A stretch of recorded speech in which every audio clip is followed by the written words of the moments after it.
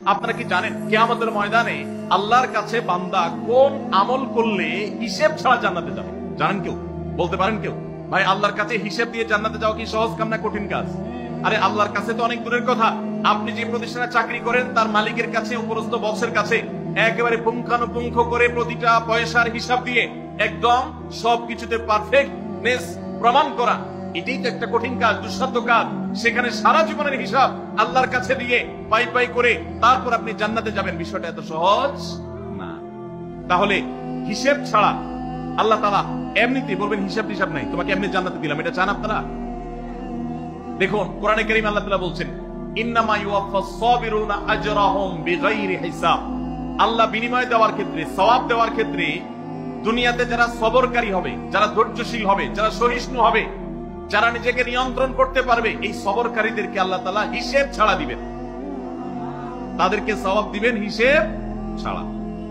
তাহলে আপনি যখন আপনার কর্মস্থলে থাকবেন আপনাকে ধৈর্য ধারণ করতে হবে। আপনি যখন পাবলিক পরিবহনে উঠবেন আপনার মাথা ঠান্ডা রাখতে হবে। আপনি যখন আপনার বাসা বাড়িতে থাকবেন আপনার মাথা ঠান্ডা থাকতে হবে।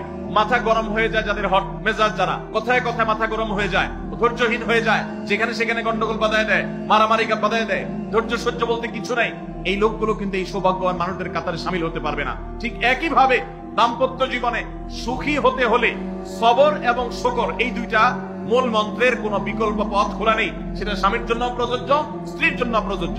স্বামী হিসেবে আপনি স্ত্রী অনেক অনিয়মতা দেখতে পাবেন, অনেক কিছু দেখতে পাবেন, আপনার আকাঙ্ক্ষা, আপনার চাহিদা, প্রত্যাশার বিপরীত আপনাকে সবর করতে হবে। ভাইরা আমার, আমাদের প্রিয় নবী সাল্লাল্লাহু আলাইহি ওয়াসাল্লামের দাম্পত্য জীবনে কিন্তু টুনটান সমস্যা হয়েছে। আপনারা মনে করতে পারেন নবী সাল্লাল্লাহু আলাইহি ওয়াসাল্লামের ঘর, ওনার স্ত্রীগণ সাহাবী, তারা উম্মুল মুমিনিন আমাদের মা, এত মর্যাদাবান মানুষ তারা, তাদের আবার ঝামেলা হয়েছে।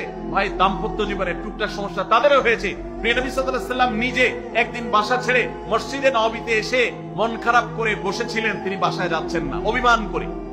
ওমর রাদিয়াল্লাহু তাআলা আনহু বিষয়টা বুঝতে পেরে তার মেয়ে যেহেতু নবী সাল্লাল্লাহু আলাইহি ওয়াসাল্লামের স্ত্রী, তিনি সেখানে গিয়ে ভেতরে প্রবেশ করে তার সাথে কথা বলে তথ্য উদ্ঘাটন করে সেটা মিটমাট করার ব্যবস্থা করেছেন।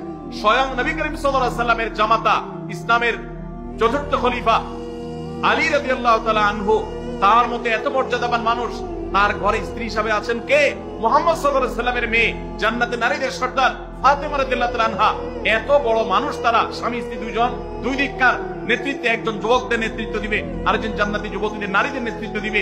এত বড় মর্যাদাবান মানুষ, তাদেরও দাম্পত্য জীবনে কিন্তু টুনটান হয়েছে।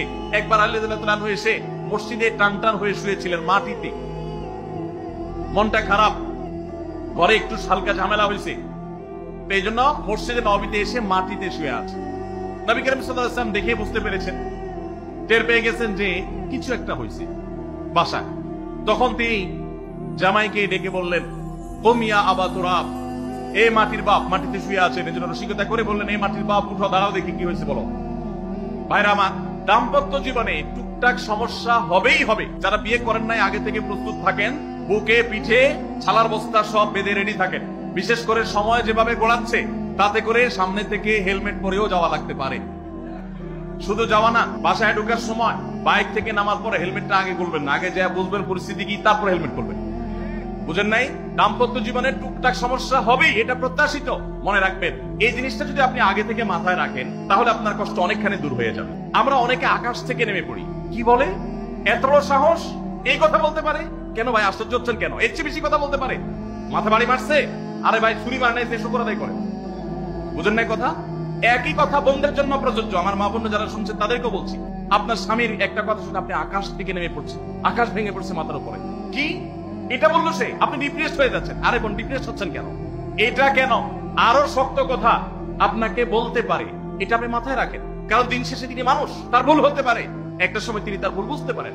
দাম্পত্য জীবনে যদি স্বামী স্ত্রী উভয় যদি ধৈর্যশীল না হয়, সবরকারী না হয়, হুটহাট রিয়াকশন করে ফেলে, কখনো দাম্পত্য জীবনে সুখী হওয়া সম্ভব নয়।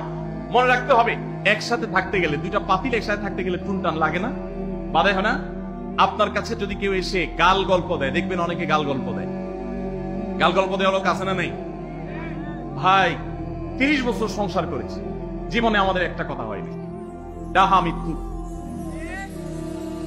এলোক ডাহা মিথ্যু।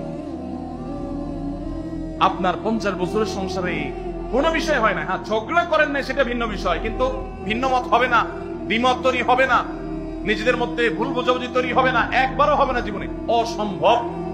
মোহাম্মদ সাল্লাল্লাহু আলাইহি সাল্লামের ঘরে যদি হয়ে থাকে, আলী রাদিয়াল্লাহু তাআলা ফ্যামিলিতে যদি হয়ে থাকে, সাহাবীদের ঘরে ঘরে যদি হয়ে থাকে, আপনি কে?